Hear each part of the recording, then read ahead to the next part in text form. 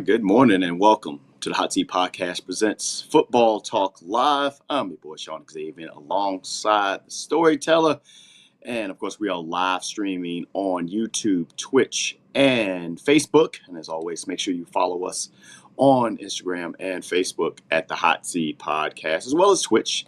And like to subscribe to that YouTube channel at the Hot Seed Podcast. February 1st, it's the first of the month. It's the first of the month, literally the first of the month. And it's Super Bowl week, man. The week leading up to Super Bowl 60. We'll talk a lot about that today and a lot of goings-ons on the NFL side. Not too much college talk, football talk today. We might throw some stuff in there. I don't know. I mean, this is the first time you guys are seeing me post I was about to say, you don't have no college football talk? I mean, look, it's crazy.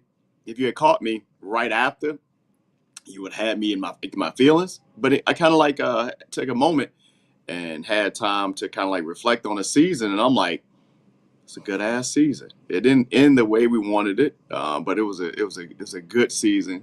We lost to the better team.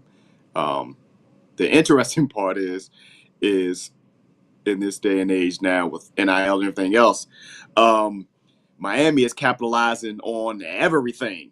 When I say they bringing folks in, I go, they're bringing folks in. The transfer portal is wide open. We've gotten several key players coming in, some key players coming back. Of course, we're losing some folks to the draft. Got another quarterback. I guess we just, hiring mercenaries at quarterback right now. Let's talk about that, to be honest.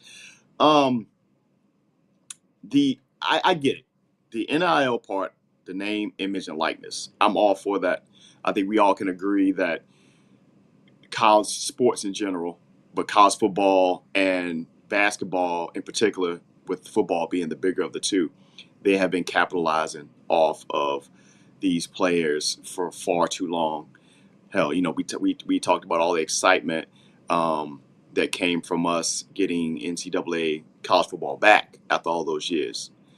And now you're looking at it and the fact that there's so much happening on the money side that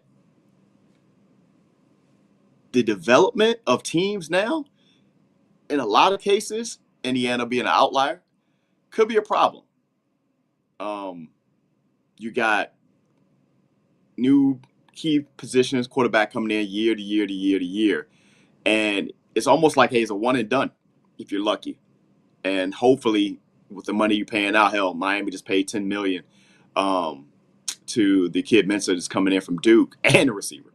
After it was this whole prolonged contract dispute, get out of thing, yada, yada, yada. But how do you feel, man, about like the pretty much the hired guns that's happening more so on the thing? What's up, Eric?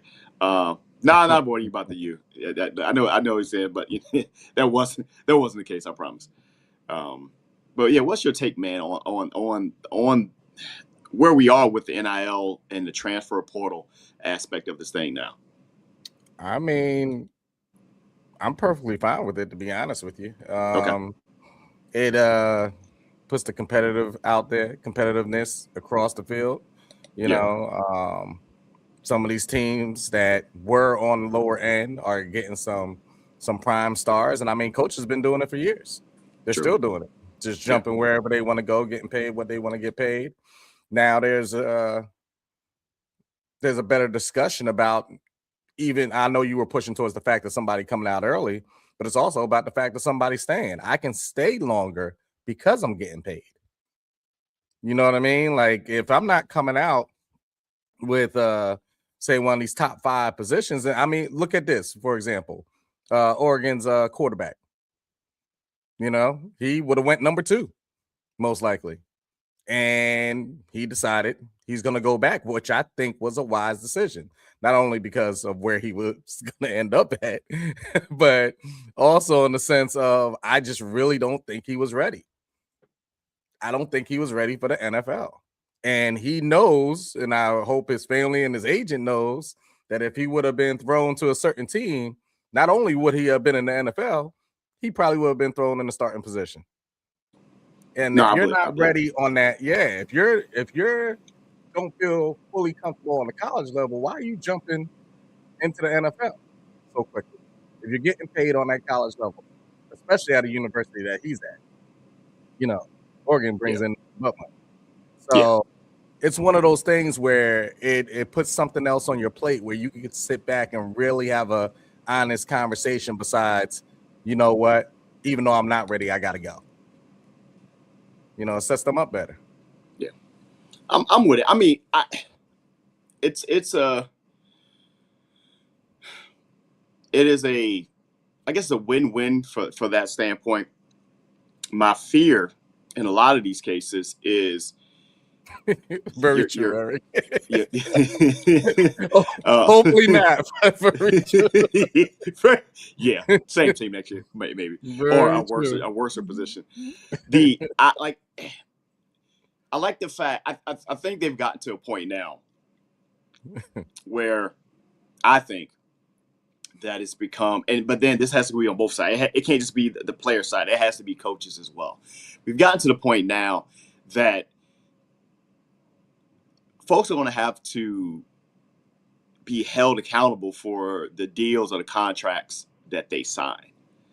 And it's because, again, that'll never change because, with the boosters and everything else, I know they've been talking about the the fact that coaches, the buyouts and things. You see it all the time. This coach is still getting paid by college teams that they haven't coached for in like 3-4 years, which is bananas. Buyouts and so forth and so on, and that in itself can potentially disable a team quickly if you have that amount of turnover. Hell, we'll see what JMU looks like. I think we were talking about in a previous episode that right after their previous coach, he left, after Signetti. I mean, and salute to him. He got his job in UCLA, but the majority of them transferred and left too. Hell, a lot of the transfers that came into Indiana was from JMU. So that in this case, if you don't have a really good recruiting, plan, it could be a problem. Also, some of these coaches, man, I get it. If you're going to a job, if it's like your dream job, I get that. But sometimes I see some of this stuff where coaches are like they're just running from like the responsibility of being a good coach at a school, which is still wild to me. Like it's proven that all these glamour spots, all that glitter isn't gold. They say, hey, again, look at Signetti. No one was picking Indiana to win a national championship. They're the most losingest program in all of college football. Like literally, they had like what was the number? And I know Gary would have it, but their percentage of winning, it was well below, like I want to say it was like 30%, some crazy low number, and I could be over exaggerating, but it's really really bad. And in 2 years, their winning percentage is somewhere like in the 90%. They only lost two games in the last 2 years, 2 games in the last 2 years, and that was all last year, undefeated season. On the player side, some of the players I respect, like the Oregon quarterback for going back because he realized, one, yeah, he may not want to play for the Jets, and two, also realized that, hey, his stock probably dropped a bit after that game, the way he played as well. But you got some players, man, they leave because they're afraid of competition, or the coach that they came in with is no longer there, so they're leaving. So that could be a thing as well. Like, say this coach, hey, I'm his guy, and then you're not guaranteed. So that's a thing as well. But I mean, only as get to the point now, it's only really like the big quarterbacks and maybe some of the receivers is getting the big NIL money. All like the lower tier guys, they getting stuff from Easton Motors, if you know. Those small NIL deals and stuff like that. And is it really worth it to be moved from school to school? Also remember, with this better competition, it kind of weans out the weak. That too, and, yeah. Think about this. Before the college season started, think about all the quarterbacks that they were talking about. Yeah. All these different quarterbacks, how deep the draft was going to be with these quarterbacks and things like that. And within half of the season, They Yeah. pushed all of them to the No, side. no. Like you didn't hear nothing about like LSU's quarterback or anything like that. Like all of Yeah. them were kind of pushed aside because now you're instead of just the 1 or 2 games here and there, some of these no-name branded teams that you would normally not even think of. Now Yeah. you're like, oh, wait a minute. This is a tougher game than what I thought. So yeah, I like it. I like it. I like that competition that's out there. You know, as we always say in football and NFL, like any given Sunday, this right here is any given Saturday. For sure. For You don't know sure. what's going on. For And sure. then also, you know, you play into the fact of the playoff system, which I know we'll get to, that playing a part in it, especially when we talk about strength of schedule on some of these teams, and then all that talk, and then you get into the fact of what they just catered to Notre Right. Dame. Yeah. Yeah. Which is So it's stupid because you're talking about a a lot of other things they guaranteed need to bid get if you right. make the top 12. I'm like, come on, bro. Come on, really? That's we're still in college, though. I mean, this is a football talk show, and of course, everything we do on the Hot Seat Podcast was founded in our gaming stage. So, of course, let's talk about a little bit. We talk about college football. I like to say that my Eastern Michigan, Eagles are ranked in number 23 right now in our college football dynasty. That they are. I'm in year 6. No, what are we now? I think I'm year 6 there with them. I think we've been playing it through. I don't know how many seasons we're in at this point. I don't even know where we are at this point. It might be like at 8 or 9. But I'll say it has become difficult. It is more challenging. I know you before we came on, you were talking about the fact you were playing. Who did you play this last game that you ended up playing? I think it was Iowa, and when I tell you they destroyed me, they destroyed me. So you ended up losing that game. Yeah. Oh shit! Okay. Yeah. All I right. wasn't playing when I said that to you like that. It was over. That was it. I mean, at least you got your national championship. For the previous season, I believe. But you did. So here you go one more time. For this national championship. Good to go. Yeah, it's look, I was my only gripe, my only gripe, because we get through our seasons and we play the moments. For those who who play, we play the moments because the games are kind of drawn out, so we play from there. There's nothing. I was playing against UMass last night, and I was up first half 24 zip, and then of course once you get to a certain point, it just starts fast forwarding to the thing. So I get to the fourth quarter, and I hear. I think Kirk Herbstreit, he's one of the commentators. He's like, we down in the red zone, and he was like, finally, this team is, getting some offense going. I'm like, what do you mean? We were blowing them out. At that point, I didn't score any points in the third quarter, and this is like almost the end of the game. I'm like, what happened? When I was controlling this, and it wasn't running like, deep shots, stuff like that. I run a pretty strategic offense. Dave knows this is how I play. It's as close to what you're going to watch on TV. I don't do a lot of, this how I play how I coach. Shout out to G Fish. Yes, I'm working on that playbook. But the some of the little quirks of the game is annoying at times, and it looks like a patch that did work. And I will say this: if you noticed it, if a team was going for a onside kick against you and you're playing the moments, it would not let you pick the onside coverage. Well, it actually did let me do it last night without me having to call a timeout. So I think that's probably I think that was the last update that I saw that was coming to college football, because of course right now we're about to go into year 27 at some point. But yeah, we're still undefeated. Even 23. I'm trying to make my way to if I can make a college football playoff with Eastern Michigan. Don't know. We're still a 2-star school. Shout out to Earl. And you got Auburn. Let's. This is the Hot Seat Podcast presents Football Talk live streaming on YouTube, Twitch, and Facebook. And of course, we are powered by none other than the fantastic DUBBY Energy, which means no sugar, no crash, no jitters. So that means you can go much longer, whether you're a content creator, podcaster, musician, or whatever. You just quick pick me up. If you don't believe me, go over to dubby.gg. Go ahead and try out whatever you want to do. Get the sample pack. I like the Dragonade one myself there. Go to the sample pack.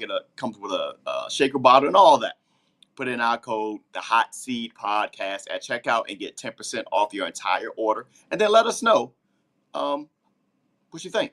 And by doing so, you're supporting the show and you let them know that the Hot Seat Podcast sent you. So it's DUBBY Energy, official partner of the Hot Seed Podcast. It is Super Bowl week, guys. It's this last week of no sports. It be getting to there. What's the? I know. I'm saying. I don't know. We'll get you into that. I guess you know how. See how we don't do you bad, man. The coordinators don't do you too bad. This last week, man, I talked to somebody and they were like, "Bro, I don't." I was talking to my uncle. He's a Patriots fan. Shout out to my Uncle Bougie, man. They're getting that snow down in Virginia right now. He is a big Patriots fan. And he said, I don't know what to watch right now because there's nothing on this week. I think he said I was watching something on like ESPN, like 3 or something like that. It was some weird at this point. Well, you know what to watch. I'm glad you actually brought that up because what's crazy to me, and maybe I'm mistaken just because it's normally so horrible. Yeah. Wasn't Pro Bowl? Wasn't it used to be a Pro Bowl weekend? It was. I thought it would have been this past weekend. I would have thought. No, I had looked, and that joint ain't until like Tuesday. Yeah, so I don't know what they, it's the Pro Bowl games and stuff like that. Usually it was the weekend what before. It is. It's just weird. Yeah. All right, we can talk about that right now. So if you guys haven't already seen, Shedeur Sanders is going to the Pro Bowl. Also Joe Flacco as well. So everybody can, the Shedeur thing is one thing. Joe Flacco is another. And this is an alternate. He's a Pro Bowl alternate. Of course, there's folks, like Drake May and those guys. They are not playing in the Super Bowl as a quarterback, but somehow they got Shedeur in, and it's it takes away what the Pro Bowl used to mean to me.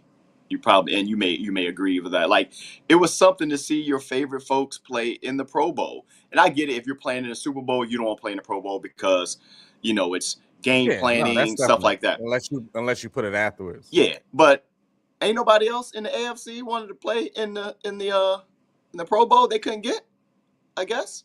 I mean, that's a long way to fall to get down to Shedeur. And I'm glad for him, man. It gets him the opportunity to really just put him in front of stuff like that. So I'm not hating on that at all. But the fact that that he's a Pro Bowl alternate.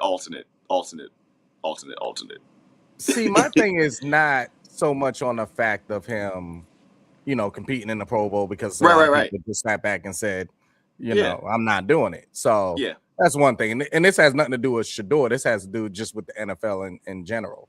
Yeah. Some of the things that we used to watch when we were kids being raised up on the NFL, they don't even have those events like the quarterback club. Player, yeah. When they do that type of thing, like I would tune in for that. Yeah. To see that each and every year. They don't do that. Yeah.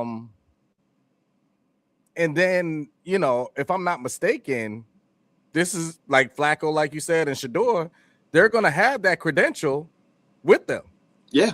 Yeah. So it's going to show that they made the Pro Bowl. And I disagree with that because they didn't make the Pro Bowl. Yeah. Yeah. We elected you to, not even elected. You kind of accepted because we went down the list for you to participate in the Pro Bowl. But the person that made it is this person. Period. That's right. Yeah. That's the person that should get the credentials.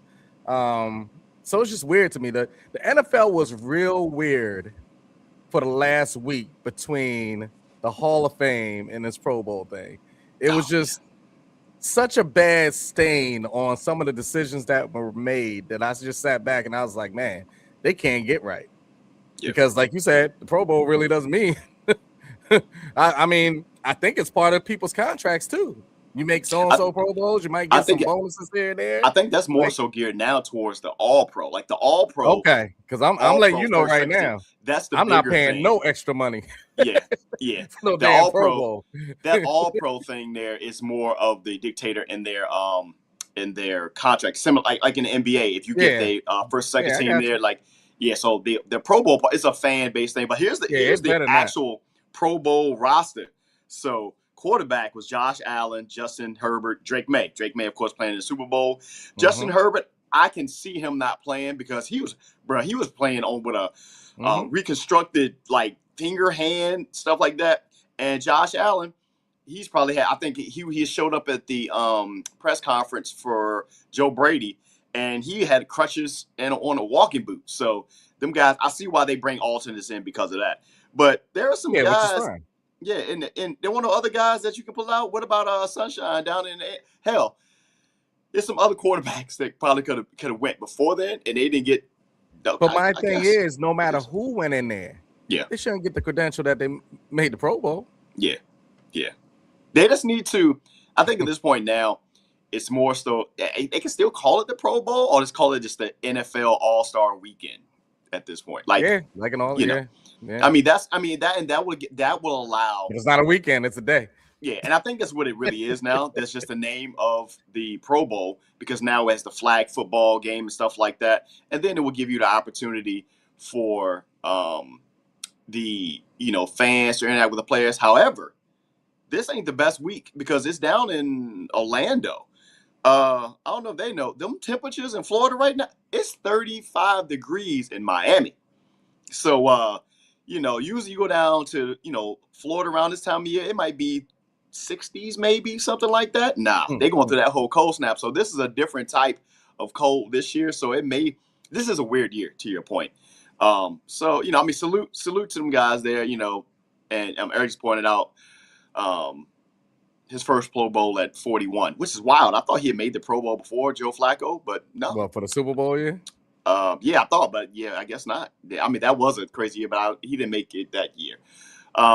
So yeah, congrats to him, and congrats to Shador. He gets some positive shine out of that. You got Todd Monken as his head coach now, which is going to be really, really interesting. Considering how you see the team. Might as well put Phillip Rivers in that jump. Nah, he's too busy interviewing for head coaching jobs. Oh, for head coaching jobs, right? Yeah. So you brought up the Hall of Fame, and this has been talked about ad nauseum, and we're since we do the show on Sunday, we're about a week late on as far as talking about it, but it does not mean the anger ain't still there. It's called that the Hall of Shame at this point. So as we know, first year of eligibility for the greatest NFL head coach of all time, and Bill Belichick. I don't think you can't even say arguably. It is what it is. Ain't no argument there.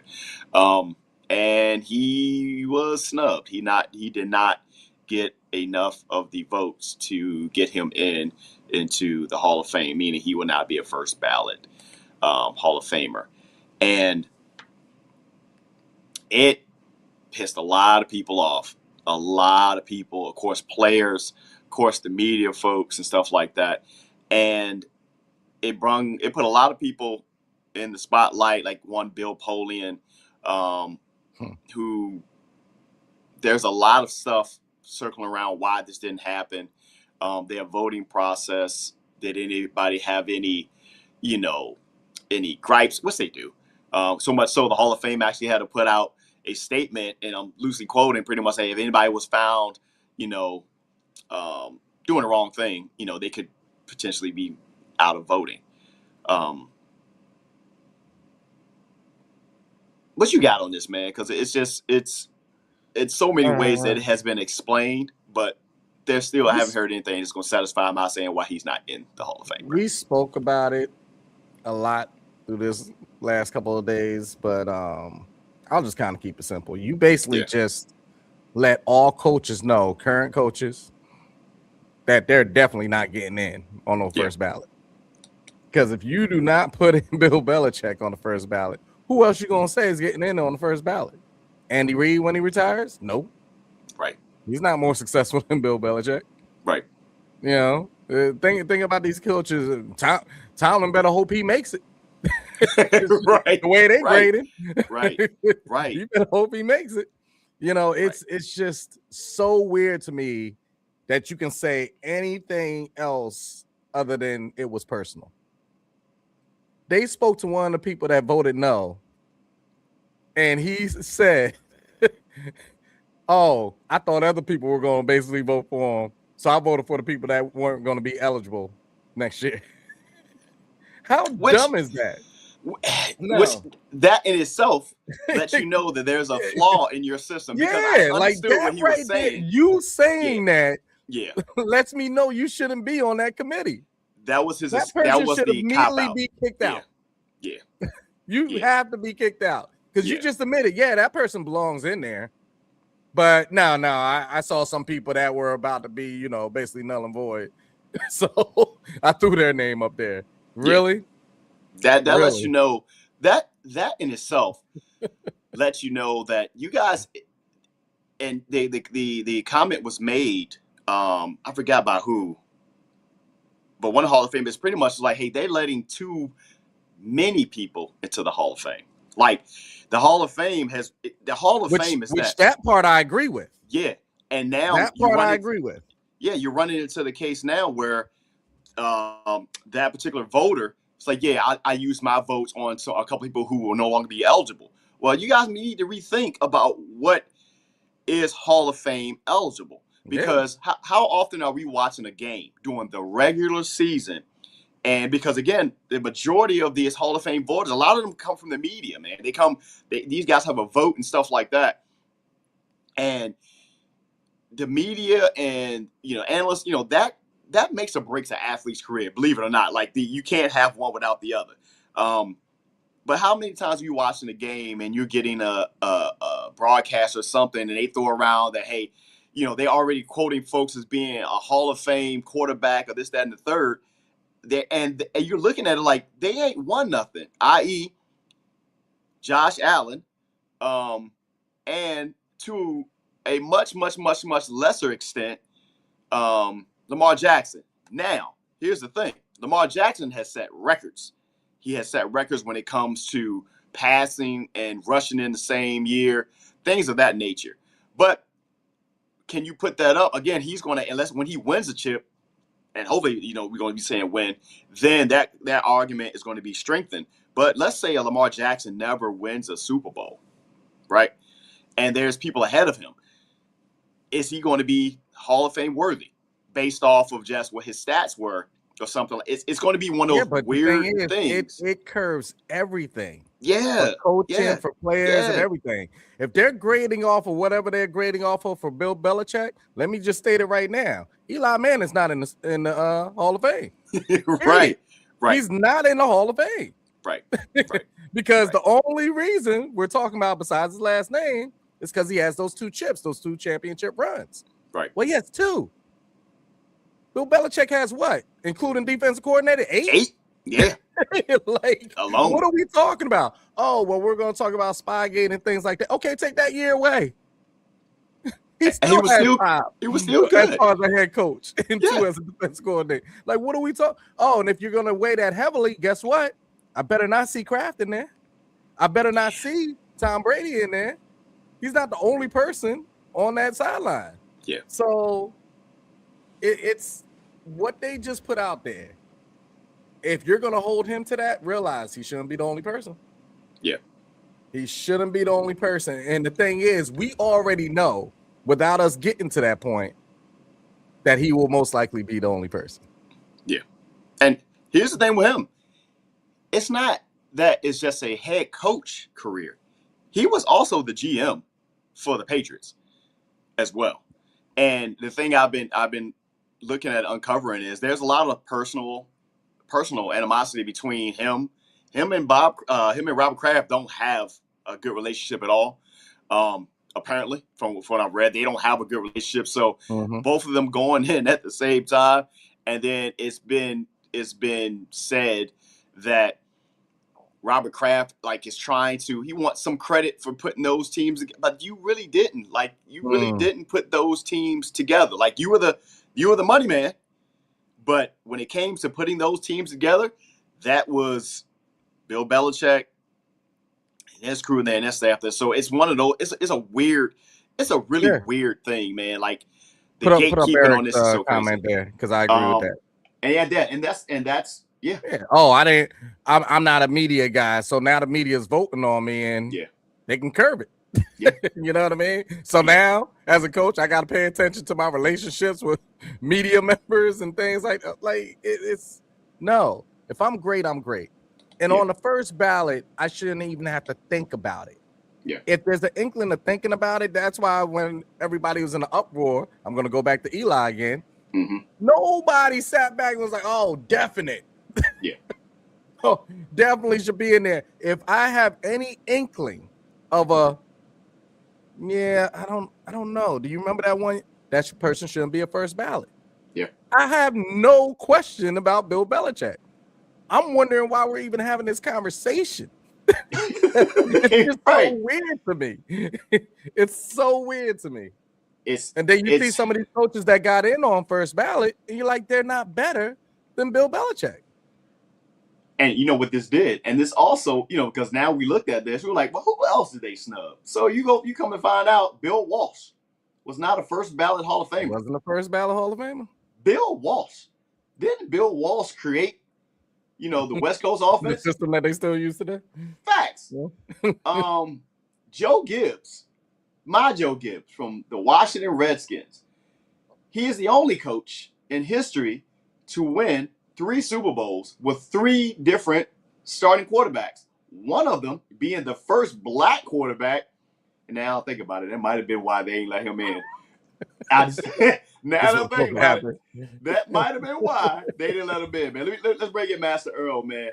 Master Earl, hey, what's this Hall of Fame bullcrap they doing, man, with Bill, man? I mean, I know you and Dave got a much bigger tie to him than anything because you being Giants fans. Him winning his chips initially as a defensive coordinator with the Giants. He came in with 2, and now he got 6 more. And mind you, the last year that he played, pass it over. They coached. They still had a top 10 defense the last year that he coached. Oh, by the way, one of those years he was coaching, Tom Brady went out with that injury. They went 11-5 with Matt Castle. Matt Castle. Who the hell is Matt Castle at? But that's why, real quickly before Earl goes, that's why you just know it's too much on a personal level. And I go back to Eric's last statement there. Yeah, you got to take it out of the media's hands because now you got to worry about your relationship with the media, which is one of the main reasons you saw a person like T.O. get shafted. No matter how you feel about T.O., he's one of the top wide receivers that we've ever seen. Top 2, top 3, all time. And you don't get in on the first ballot. Like, it's just so weird. But then you'll see other people forget about making it on first ballot. You're wondering why they're in. Like, what? Like, this is the Hall of Fame, the best of the best, because the best are already playing in the NFL. Even the person that's not that great, they were the best on a squad in college or whatever it was. They're the best of the best to make it to the league. So the Hall of Fame distinction is the fact of you are the best of the best.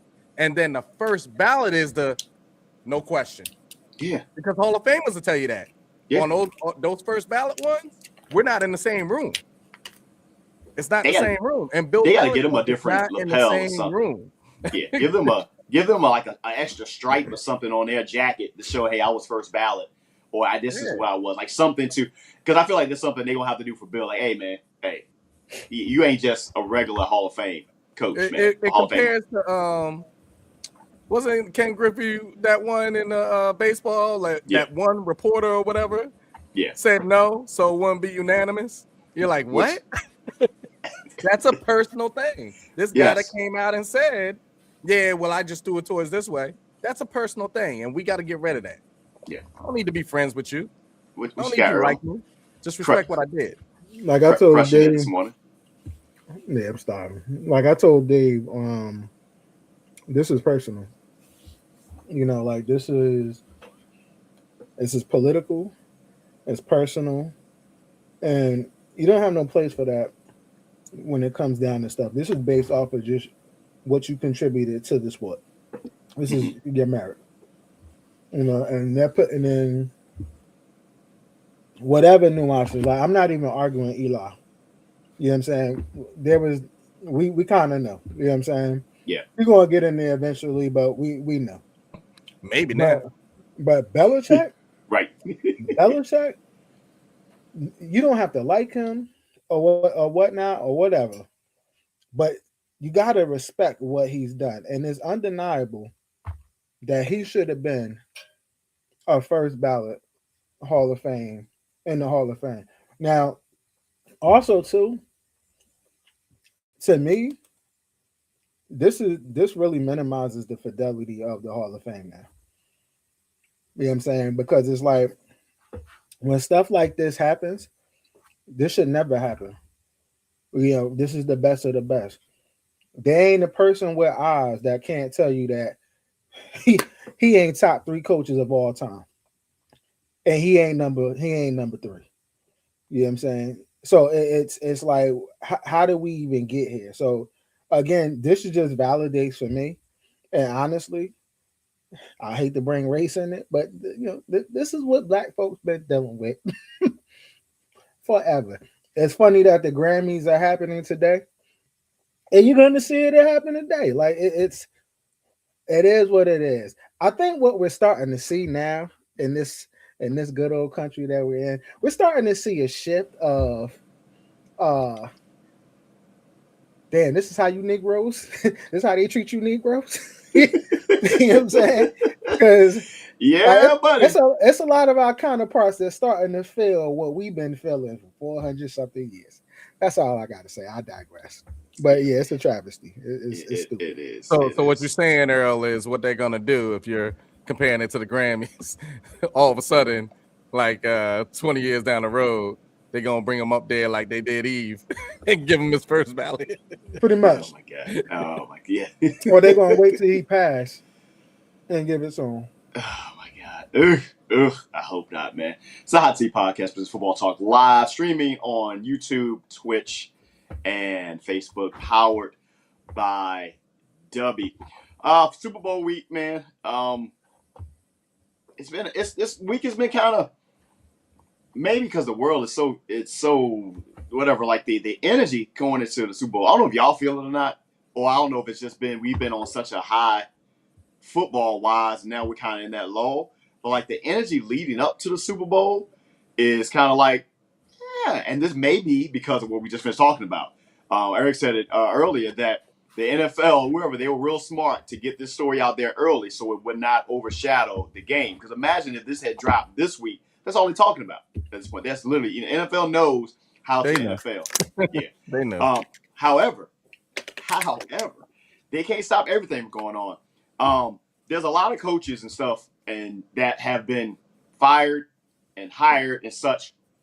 And just recently, the GM, and I'm probably mess up his name, Kwesi Adofo-Mensah for the Minnesota Vikings has been relieved of his duties after 4 years with the team. And it's easy to say that this happened after they're having to watch Sam Darnold play in the Super Bowl when they actually had Sam Darnold in-house as their quarterback, and the struggles that are happening with J.J. McCarthy. A quarterback, from what I've been hearing from just different outlets I've been there, they don't really rock with J.J. McCarthy specifically. I don't know who they is. I don't know if it's KOC or whoever, but they ain't really fond of him, bro. Like some people in the building, they aren't. And also read that KOC, he wanted to, and I don't know what it means, he wanted to move in a different direction with Sam Darnold.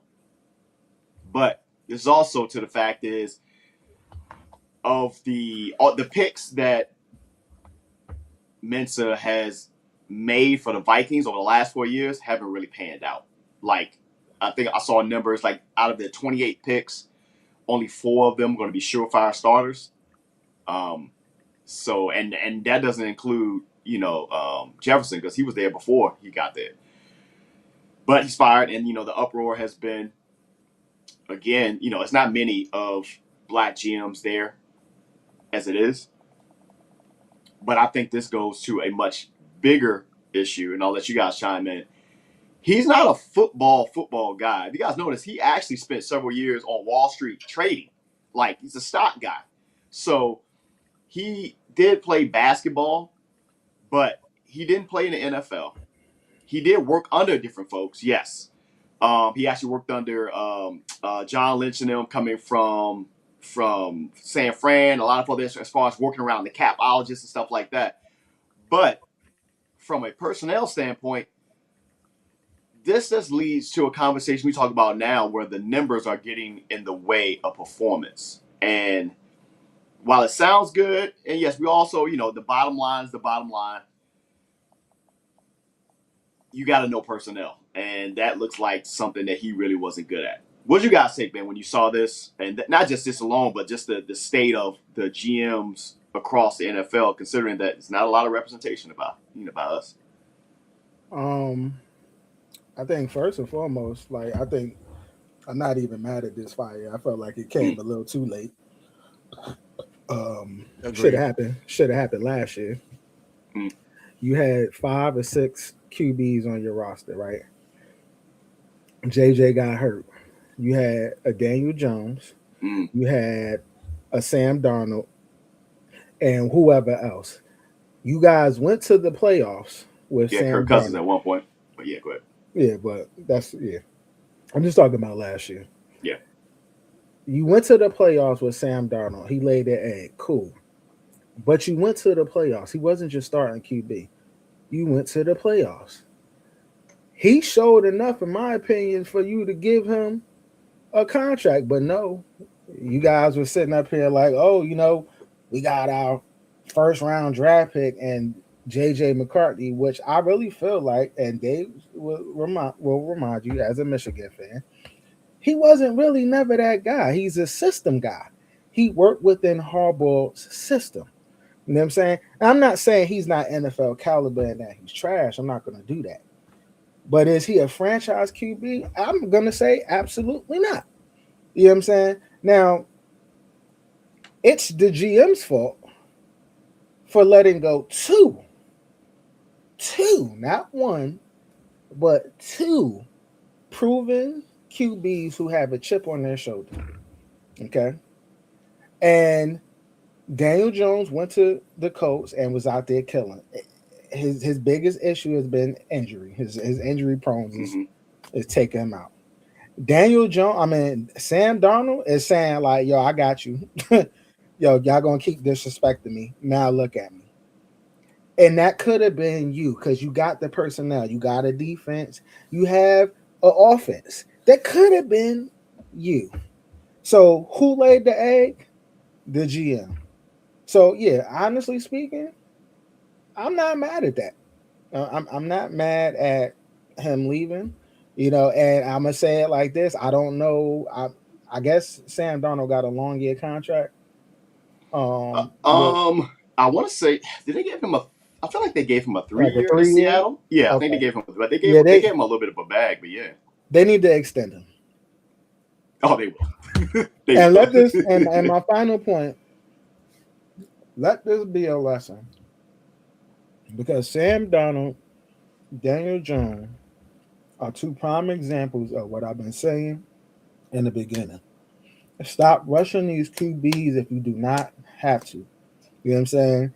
Get you a veteran QB to where you can sit up here, hold it down for a little bit, and let them develop. Because when you let them develop, you give them an opportunity to flourish and grow. It's a few QBs that I feel like because you just threw them out on the fire and you didn't let them develop, that it was like, yo, you don't know what it could have manifested into. Sam Darnold was about to be one of them. You know what I'm saying? Purdy could have been one of them. Daniel Jones, could have been one of them. And there's more. Let them manifest. Now, as much as it's important to have your franchise QB, it's just as important to have a veteran or somebody there to hold it down. POP. With that, I'm complete. What you got there? So I'm going to agree with Earl. I'm not going to go so much on the race side of it, particularly with this part. Yeah. Because, I feel like he made a very bad decision when it went all in for JJ. If y'all remember, when he got drafted, the Giants were talking about him. And I was like, please don't. Please don't do it. Yeah. Michigan fan here going, he's not that guy. He's just not. Even when he played in college and won that championship, we never, ever, ever, ever relied on JJ to win a game. It was the running game. It was the line. It was the defense. And he played within that system. So for him to come out and Harbaugh to speak big about him, to bolster him up, and then everybody's like, oh, yeah, we need to go and get JJ and blah, blah, blah. I was like, you'll see. You'll see. He has a winning mindset about him. He's Right. that type of guy, yes. But that doesn't mean that translates into him being this great quarterback. You know, so once they did that, I already knew.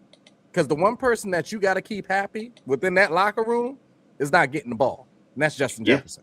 Yeah. And if he's not happy, and if he's not getting the ball, but he's holding himself professionally, trust me, there's a silent roar that's going on in there.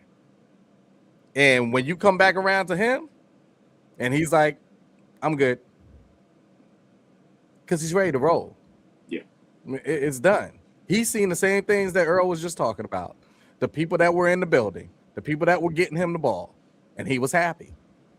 But once you stop getting me the ball and we're losing, see, this is the difference than the A.J. Brown thing.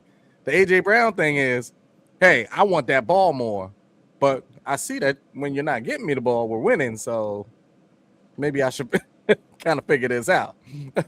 On Justin Jefferson's side, he's not getting the ball and they're getting killed. Coming from a team that made it, like he said, to the playoffs. So you make decisions like that, and I don't know if y'all saw his last interview before being fired.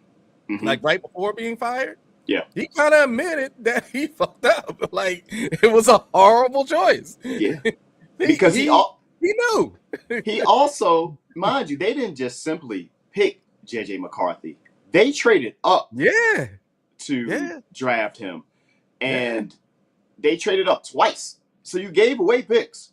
And teams have very small windows, bro. Yes. You got Justin Jefferson, you got Addison, you got who's back there? Aaron Jones, you got Hawkinson. Like you got prime players at prime spots, and then you throw a JJ out there.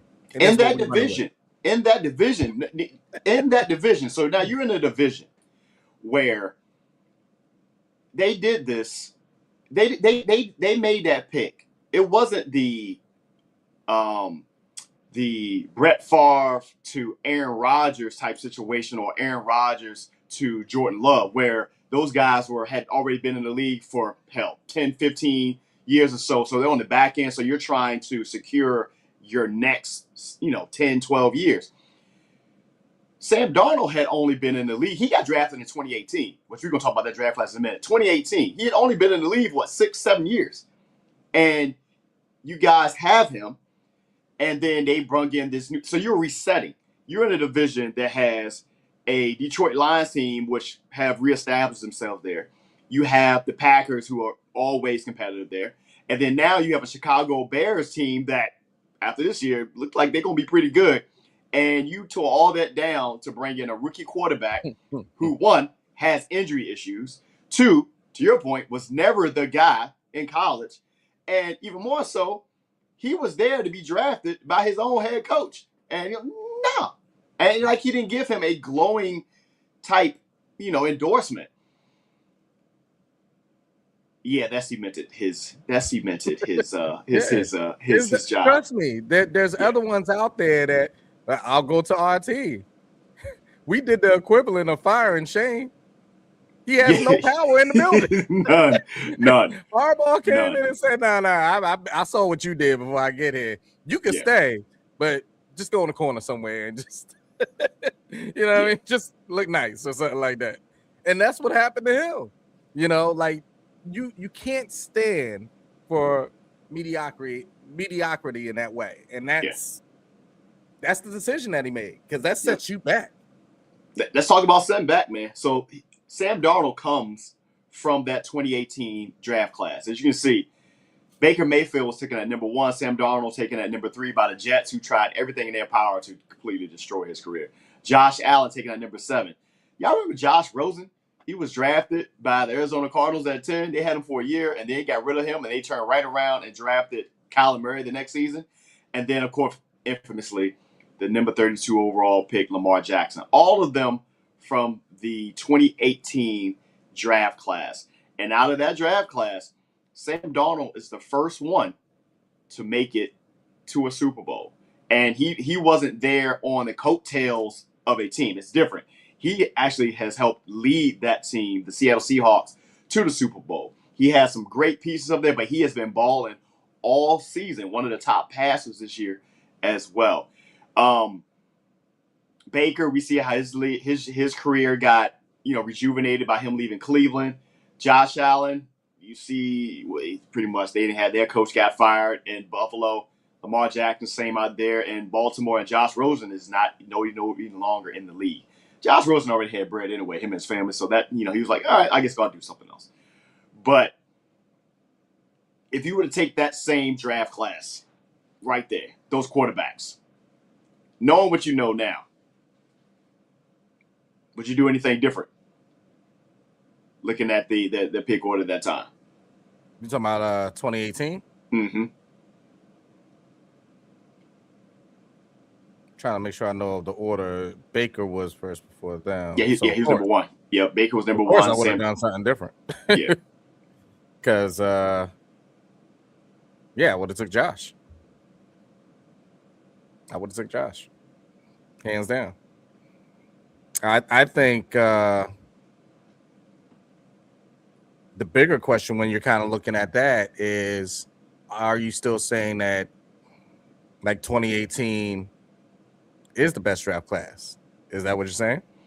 It's one of the best draft. Well, it's one of the best draft classes because now, and we got to say this. That's the reason why I'm asking. Go ahead. It all depends on where you get drafted to, because we can go back to the 80s and 90s, but we're talking about the here and now, because the other draft class that's going to be compared to it is this one, the 2024 NFL draft class, which now has NFL number one pick Caleb Williams, Jaden Daniels, Drake May. Jaden Daniels and Drake May, put that back up there, having had insane success with their teams in their first and second years for the most part, with Jaden Daniels actually and the Commanders making it to the championship game last year, and then Drake May being in the Super Bowl this year. Michael Penix, J.J. McCarthy, and Bo Nix, who was well on his way and then he got injured. It's I think you guys said it yourself. It's all about where you get drafted at. But it's kind of like we have a contradiction going on, because while you want to let these guys develop, the truth of the matter is you don't have that type of time in the NFL anymore. They just got rid of the two longest tenured coaches in the NFL for almost 20 years, and John Harbaugh. Now he has another team, of course, and going to the Giants and Mike Tomlin. But now Andy Reid is the longest tenured coach there. But the truth of the matter is, you guys told me this because I was the way I was thinking about them drafting Jaden Daniels that year. If you draft in that top 2, 3, in all likelihood that player is going to play. There's no time to develop them. The only person who actually they kind of did it the right way was Drake May. Remember, he got drafted number 3. They brought in Jacoby Brissett to play in New England that first year, and we were like, man, they are just letting Jacoby get beat on because they had no line, and they were like, yeah, we're not putting our quarterback out there, which was smart. And what they did is they fortified the line, and now look at where they are in year 2. So where are we on this? Like, do we let them develop, or do we play them, or what's the? I guess it depends on the program that you're coaching in. I think it honestly depends on where you're at. If you have the structure around them, where they can succeed. I mean, honestly, let's take like Caleb Williams. Yeah, the coach came in and said, "Look, number one, I am protecting my quarterback. I'm gonna show up the line." That's what he did in one offseason. Went all out. I have all these weapons around you, but I gotta give you time to get to them. Yeah, and that was the difference, But when you have some of these college players, especially quarterbacks, coming into these teams that really don't even know what they're doing with the team yet, there's no direction. There's nothing going on. You know what I mean? Like, what are you going to ask of them? I'll go back to the person that you spoke about. I believed in Sam Darnold when he got drafted. Mm-hmm. I knew he would be a good quarterback. I always thought he was thrown in a horrible situation. Yeah. A horrible situation. And luckily, he was able to get out of that situation and forget about playing or anything. He got to sit behind coaches that coached him. Right. That showed him the way within the NFL so he could rebuild that confidence and then get back out there and do what I think he could have done from the very beginning, to be honest with you. But he went to a place that most people don't survive. Let's just be real. Yeah, right. I mean, They don't Jets, survive, right. bro. Right. And I think, like, you know, I think there is a lack of development. And to, you know, Dave's point, like, it really does depend on who's there investing in you, you know. Yeah, true. You know, and it sucks because, like, my thing is, I feel like any team that is about to draft a quarterback in their first round, I really feel like the GM and the owner need to make sure that they get on the same page, because whoever is there drafting them, they need to make sure that they there with them at least 3 to 5 years. And go all in. You know what I'm saying? Right. Like, because if that's the case, then it's like, then don't draft them, or let the owner draft them, and then you put some people around them that's going to develop the your talent, because it's not fair. Like, you wasting first round picks, and you're not letting them, you're not like really letting them see like if they are going to turn out to be something. Like, I don't dislike Michael Penix. I think Michael Penix is all right, but my thing is, again, is he going to get a fair shot?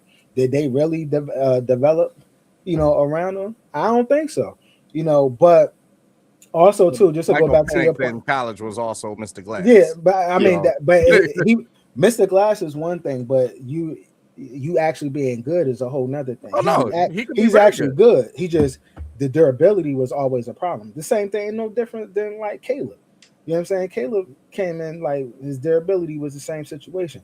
But going back to like the draft class situation, my only thing with that is I feel like it's a little too early to determine. It's very early. How good this draft class is. We don't really determine that until 10 years later. You know what I'm saying? So it's way specifically with that one that you just put up. Right. Because I'll just give you an example. We thought the script was written for somebody, and it's definitely not. And that's CJ Stroud on his first year. Mm-hmm. Yeah. I mean, I've never seen a 180 like that. Yeah. I've never seen, like, it went from top talent. Where did you just get this guy from? To where did you just get this guy from? He seriously just caught them in the play. You know what he looks like? He looks scared. He looks like Sam Darnold. He looks like, remember, the whole big thing with Sam Darnold was he's seeing ghosts. CJ Stroud out there seeing ghosts. Like, and the Houston Texans didn't do him any favors by completely not having the offensive line for him. Like, he looks like he is just not there. He don't trust nothing in front of him. So yeah, to your point, he's completely his third season. And but that's why I agree with Earl. It's too early because it's not to dampen your parade on like Jaden Daniels. Jaden Daniels had a great first year. The second year, he's going through these injuries here. We got to see him for that third, fourth, fifth, do what he did in that first year to even start having that conversation. Because I'll flip it. Bo Nix came in steady across the board, but who believed in him? Sean Payton, because he just kicked out somebody else who's now horrible. We don't have to bring up his name. I'm gonna say Russell. But he's in there. But Sean Payton is not a likable guy. He's not, but he's a great coach. Right. Which is, as long as you listen to what I'm doing, I mean, look how the season ended. I didn't say that. He shouldn't be talking about my personal stuff, but yet they're winning. You know what I mean? So it's one of those type of things where you got to get in the right situation. Right. It just lets you know that more than even having the right players around you, it bolsters the fact of coaching. There's levels to it. And you know when you got the right person there, and you know when you don't. You just do. To your point, look, you know what's funny about that? Going back to Mensa, the GM for the Vikings, so they thought of them trading up to get J.J. McCarthy because they were in fear that the Broncos were going to take him. The Broncos weren't thinking nothing about J.J. McCarthy. They got their guy. Like that's Sean the Payton thing. Like was not going to touch. You J.J. outsmarted McCarthy. yourself. Like he was like, nah. Sean Payton was like, nah. I'm not sure we all got this information from. But that's neither here nor there. That being the case, man. Look, hey, we gonna see how it's going. It's a lot. There's been a lot of turnover, a lot of new coaching, coordinators, head coaches in play. It's gonna be interesting for the guys. To you guys' point, that maybe there are situations with coaches who are going to be allowed to develop them. It could be different. That I'm curious to see that Todd Monken, Shedeur Sanders relationship and how that goes for him. Now it's all going to be all on him. The one positive thing is Monken believed in him without even having him. Yep. And that's going to be a difference in the building off the break. And he wanted him at Georgia, actually.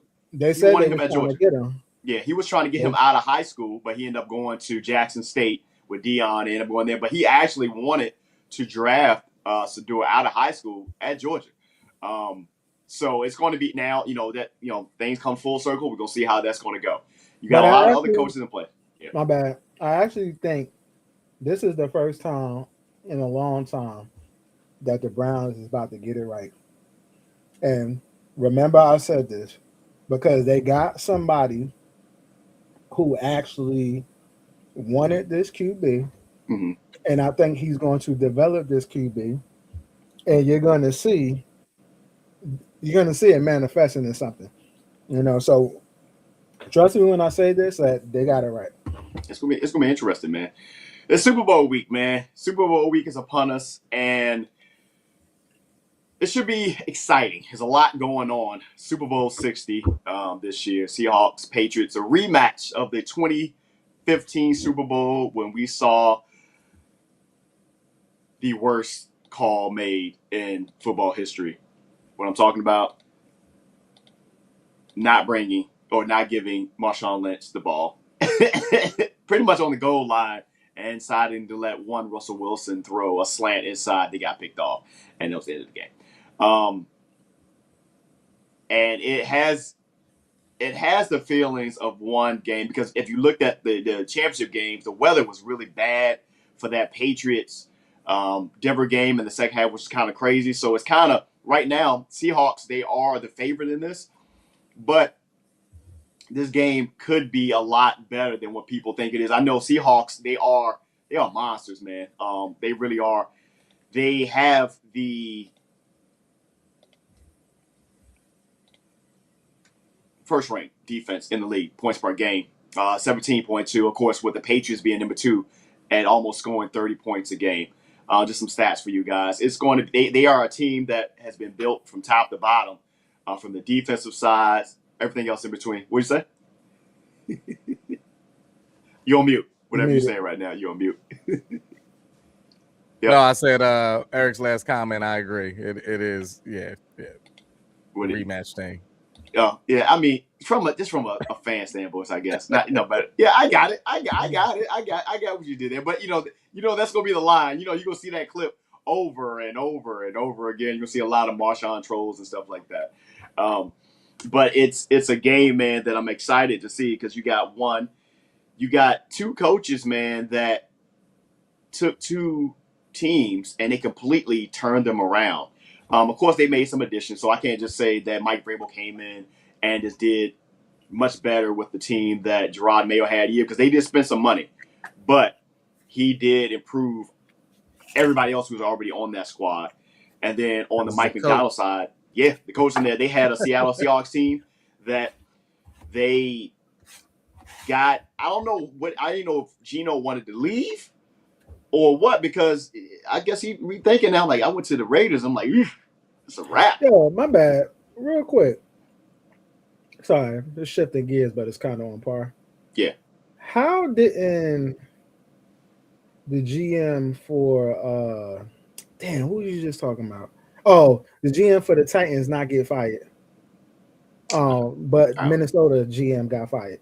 Because they literally did the same thing. It's Tennessee, bro. Yeah, the same way that one of them got promoted and then the coach got fired. Yeah, Buffalo. Yeah. You know, we didn't die, but yeah, I mean, it is what it is. I don't know, man. What you guys got for the Super Bowl, man? What are you thinking on this Super Bowl, man? What's I your hands down got insight? Seattle. I got them even with the spread. I'm thinking it's going to be a minimum of 10-point win by Seattle. I think this was a heck of a year for the Patriots, you know, and they got a lot to build on. They got the right coach. They got the right QB. If you look at it, the reason why I'm telling you that it's going to be, it ain't going to be too much, like it ain't going to be too close. Drake May was running all playoffs. So I'm going to tell you right now, if you're going to bet, put Drake May over 40 yards rushing because he's going to be running, especially with this defense. And I think they're the second ranked best secondary. Yeah. I'm trying to figure out like who really going to get off and who he going to throw the ball to, because Diggs don't be showing up like that. And Diggs has been really quiet in the playoffs. I'm going to be honest with you. You know, so it's going to have to be Drake May's legs, whichever running back that they're going to stay with. I think this moment is too big for Stevenson. And I don't know if they feel too comfortable with putting the team on his back because he's so young, and Henderson. And then to be honest, like they don't have the caliber of receivers that's going to take over the game. It's a team effort, you know. So I'm gonna be looking at the defense the defense is gonna have to keep them in the game. On the other side of the ball, Seattle isn't lacking anywhere. Seattle's defense is ridiculous. It's scary. In all facets. All Sam Darnold got to do is play the way Sam Darnold been playing this whole playoffs, and they're good. Sam Darnold could close his eyes and throw the ball up, and Jigbu's going to go get it and figure it out. You know what I'm saying? He got a safety net on him. Jigbu. Whatever that dude, man. In Jigba, man. In Jigba, whatever. You know what I'm saying? You got to do it closer. Like, you almost called him something else, buddy. Like he talked us back a little while. Jigba. Yeah, but and then you got a home run hitter in Shaheed. You got a veteran who been there before, who I really feel like he's gonna rise to the occasion in Cup. You know, then you got young tight end AJ Barner, like, and then you got your workhorse and Walker. You know, especially after Charbonnet went off, like Walker been snapping these last 3 games. Mm-hmm. You know what I'm saying? Like they're not stopping him. So I really don't see this being like really a great matchup. You know, but I got them by at least 10 points. I'll say that.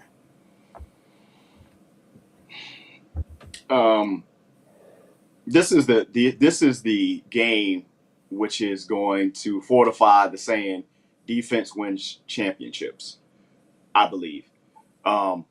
Offensively, Seahawks much better than the Patriots. Defensively, it's not that big a difference. That secondary for the Patriots is actually top 5, led by Christian Gonzalez. Like Sam Darnold gonna have to be on his shit. Like he's really going to have to, because they will turn him over. And I think this game may be one that's going to be decided by turnovers.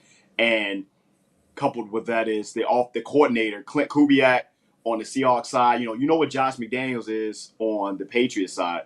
Them having to adapt to what the defense is putting onto them. Like they're going to force these quarterbacks to do things outside of the system. Drake May's legs are going to be very, very, very important. To your point, Earl, he's going to be running. Because there's not going to be a lot of stuff open, and that defense is going to be hunting him. At the same time, Sam Darnold ain't going to just be to sit back there and wait. JSN is probably be matched up with Christian Gonzalez, which is one of the best corners in the entire league. He should be in Washington, but that's neither here nor there. It's not about you. It's not. It makes me mad. But it's going to be one of those games, man, where the secondary for both teams is going to get off, and I'll lean more towards the secondary in New England. However, the offensive firepower in Seattle just has so much. I don't know. I don't think that New England has enough, to your point, to put up the points they're going to need to, because they haven't had to. Look at their last 2 games. It was what?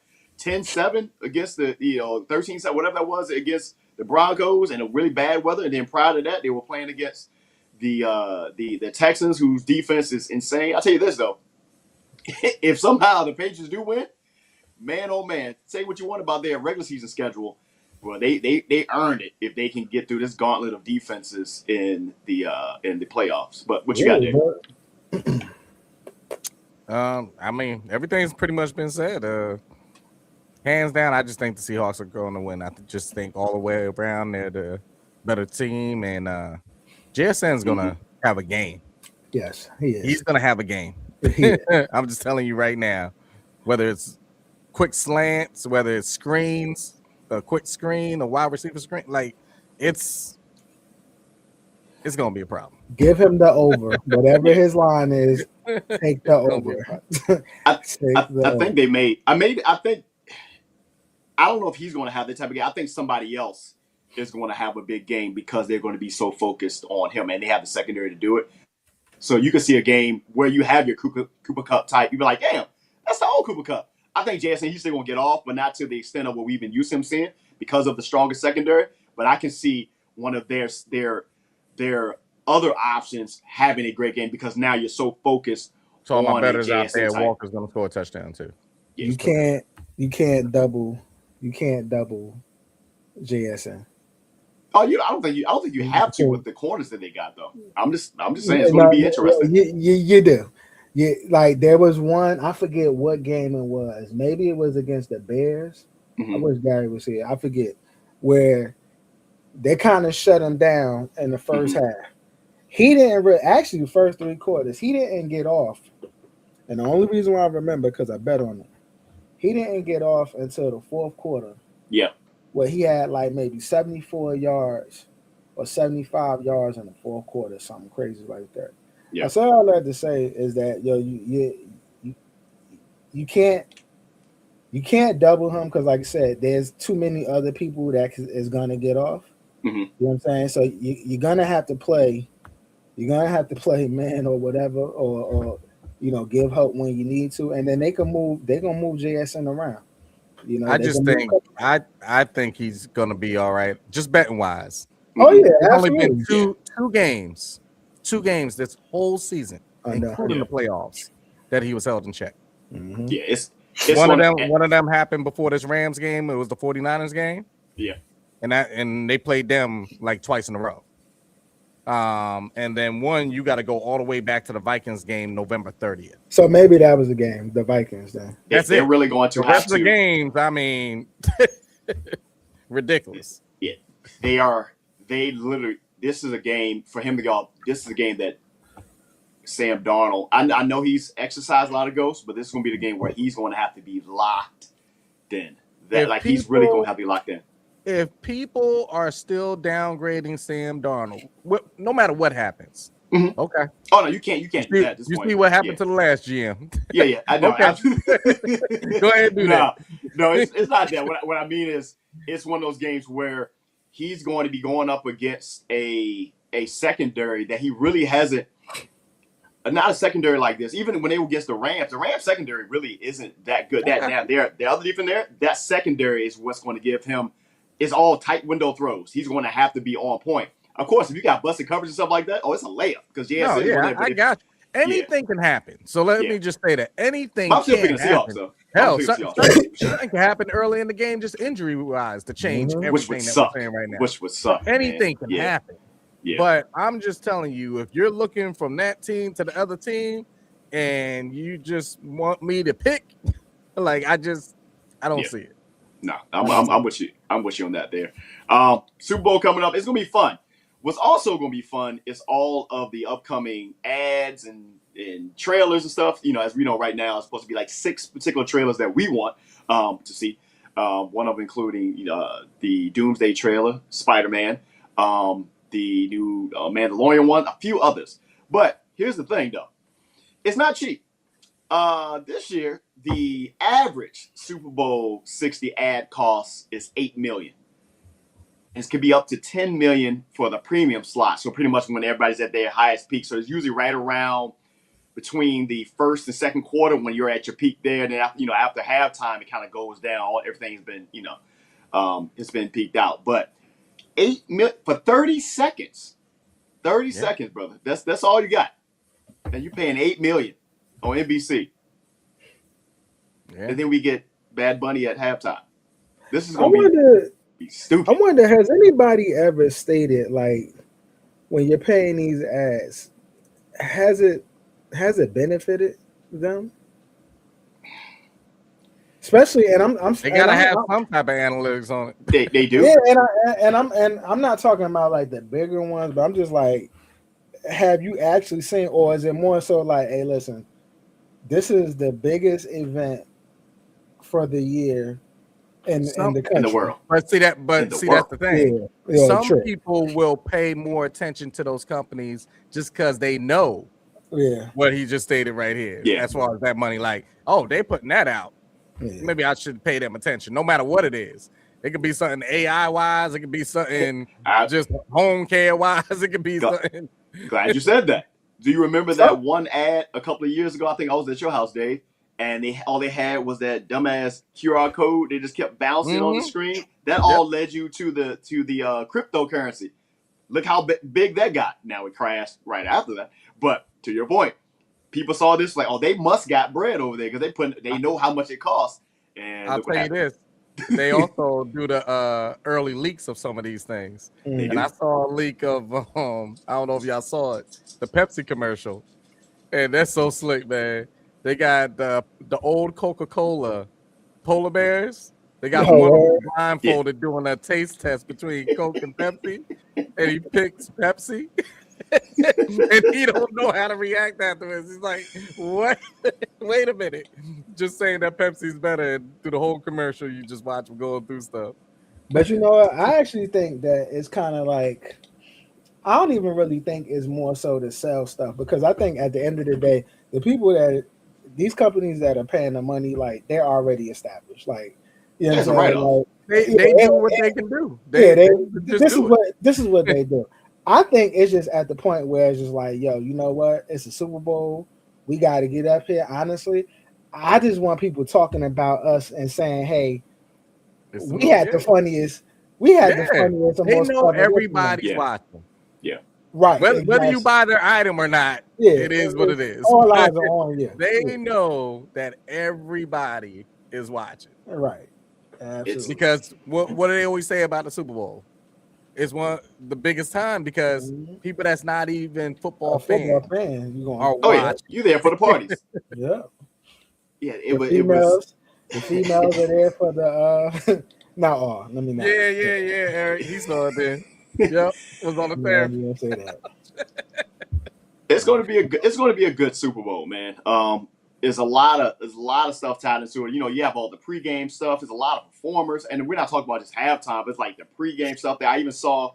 I'm a really big LaRussell fan. He's actually performing somewhere at the Super Bowl, which is pretty dope for him.